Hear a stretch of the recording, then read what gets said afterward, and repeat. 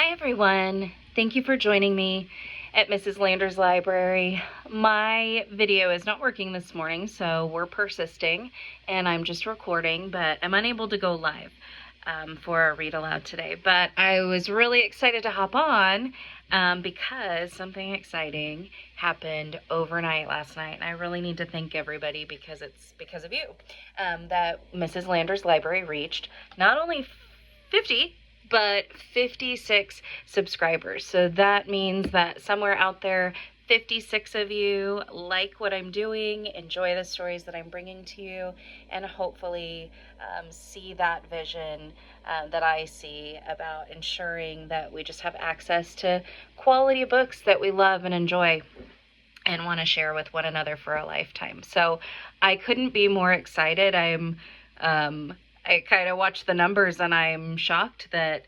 that people are responding. But I guess I'm not entirely surprised because as a parent, I know these were things that I was looking for too, to help me out, just raising great kids that want to help in their communities and have empathy for one another and live in a world that is even better than the one that we grew up in. So again, thank you guys. I just can't say thank you enough.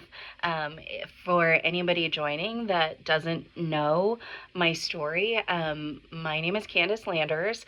I was a classroom teacher in the state of Kansas for the last 15 years, and during that time, I was happy to find a lot of success, particularly in math and writing, and I also just fostered an incredible love for read aloud time in my classroom. And so that is just a time that we safeguarded and we made sure we had left time for every day, and it was just exciting. So I hope that you pick up on some of that. During my teaching time, I also got pretty big in my professional pretty involved is what I should say, in my professional organization, the teachers union, and we fought really hard to make sure that conditions in classrooms and conditions for teachers were the best that they could possibly be.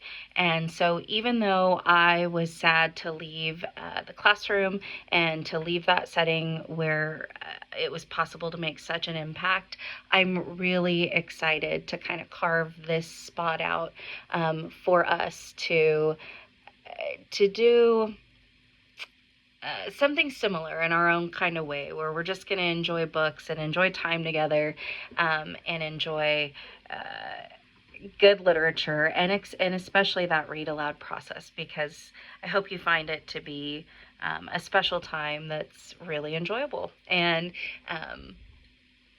keep coming back. So today I'm going to keep going with our story from yesterday. We started My Father's Dragon, and we got about partway through chapter 3. So let me find my space again. I know Elmer fell asleep under a tree.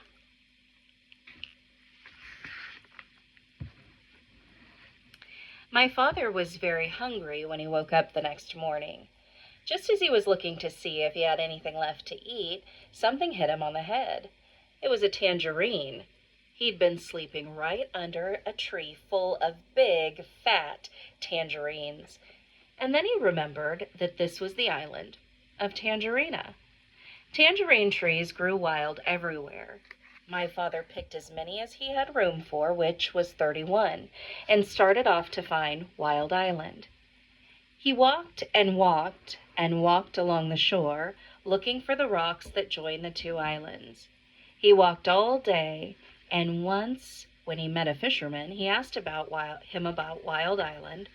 The fisherman began to shake, and he couldn't talk for a long while. It scared him that much, just thinking about it. Finally, he said, "Many people have tried to explore Wild Island, but not one has come back alive. We think they were eaten by the wild animals." This didn't bother my father. He kept walking and slept on the beach again that night. It was beautifully clear the next day, and way down the shore my father could see a long line of rocks leading out into the ocean. And way, way at the end, he could just see a tiny patch of green. He quickly ate 7 tangerines and started down the beach.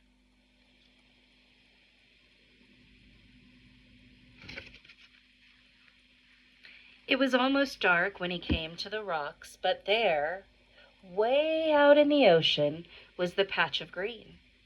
He sat down and rested a while, remembering that the cat had said, if you can go out to the island at night, if you can, go out to the island at night, because then the wild animals won't see you coming along the rocks, and you can hide when you get there. So my father picked 7 more tangerines, put on his black rubber boots, and waited for dark. It was a very black night, and my father could hardly see the rocks ahead of him. Sometimes they were quite high, and sometimes the waves almost covered them, and they were slippery and hard to walk on. Sometimes the rocks were far apart, and my father had to get a running start and leap from one to the next. After a while, he began to hear a rumbling noise. It grew louder and louder as he got nearer to the island.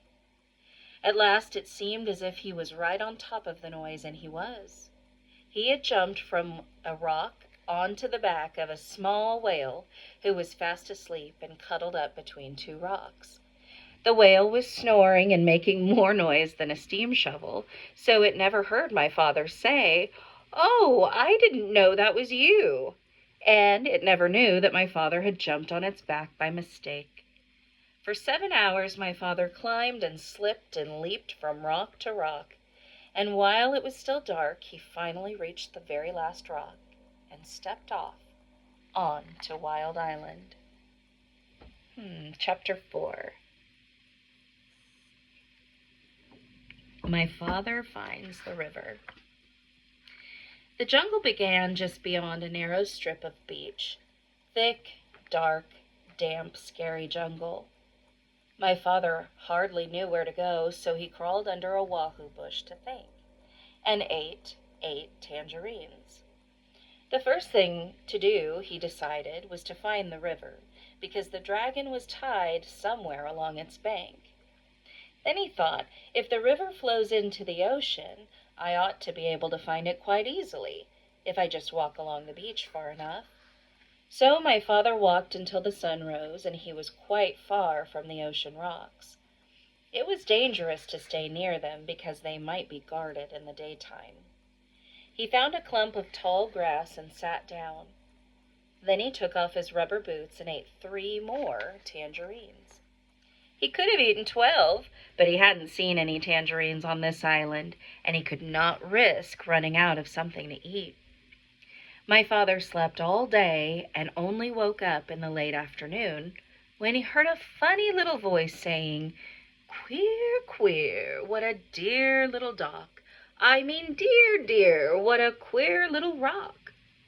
My father saw a tiny paw rubbing itself on his knapsack.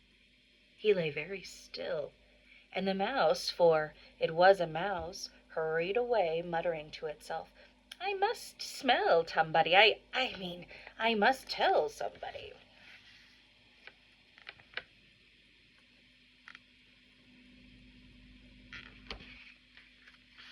My father waited a few minutes and then started down the beach, because it was almost dark now, and he was afraid the mouse really would tell somebody.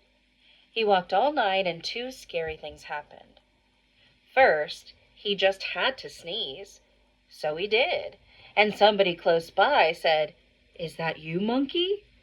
My father said, "Yes." Then the voice said, "You must have something on your back, monkey."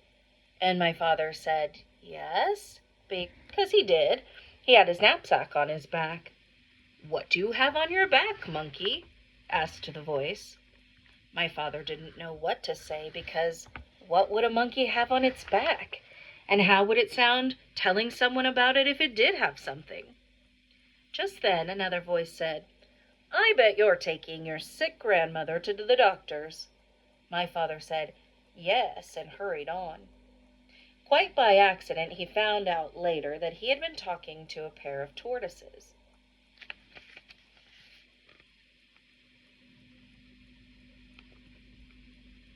I'm not sure those are tortoises. Maybe they match the next part.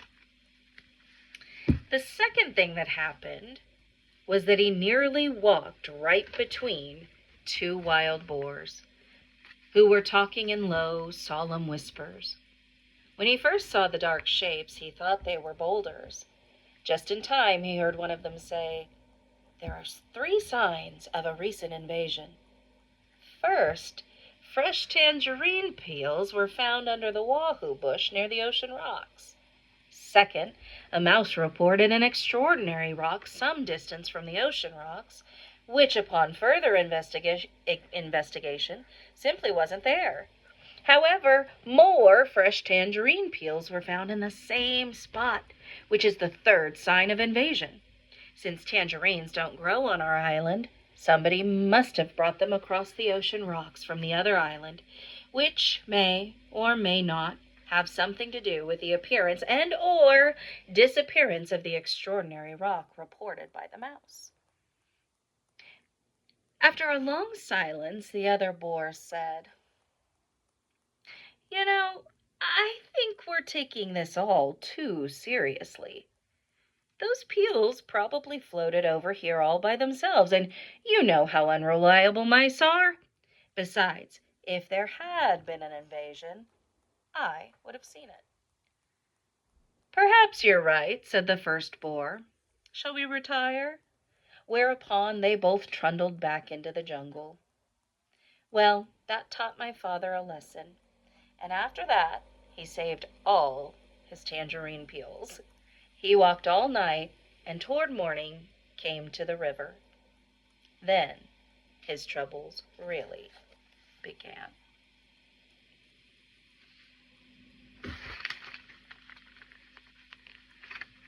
Chapter 5. My father meets some tigers. The river was very wide and muddy, and the jungles were very gloomy and dense.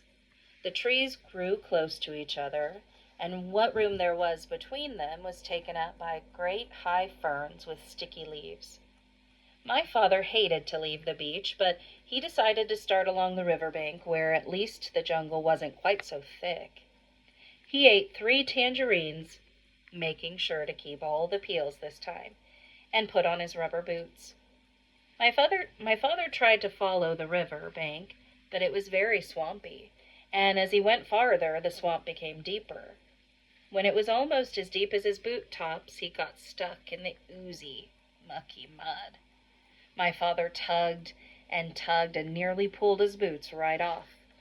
But at last he managed to wade to a drier place.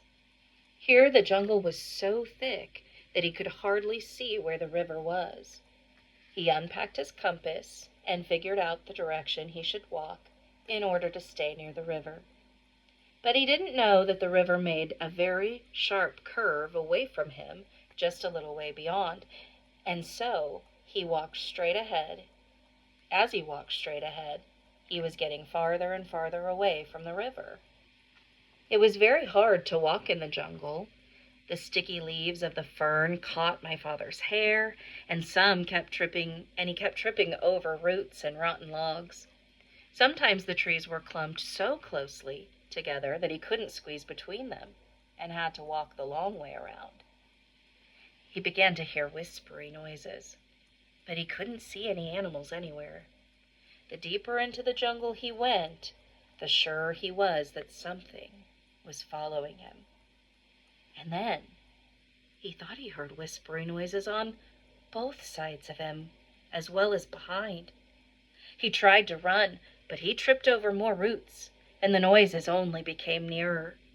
Once or twice, he thought he heard something laughing at him. Okay, we'll stop there for the day. I'll let you wonder what that might be, and I hope you join me tomorrow for part 3. Until next time.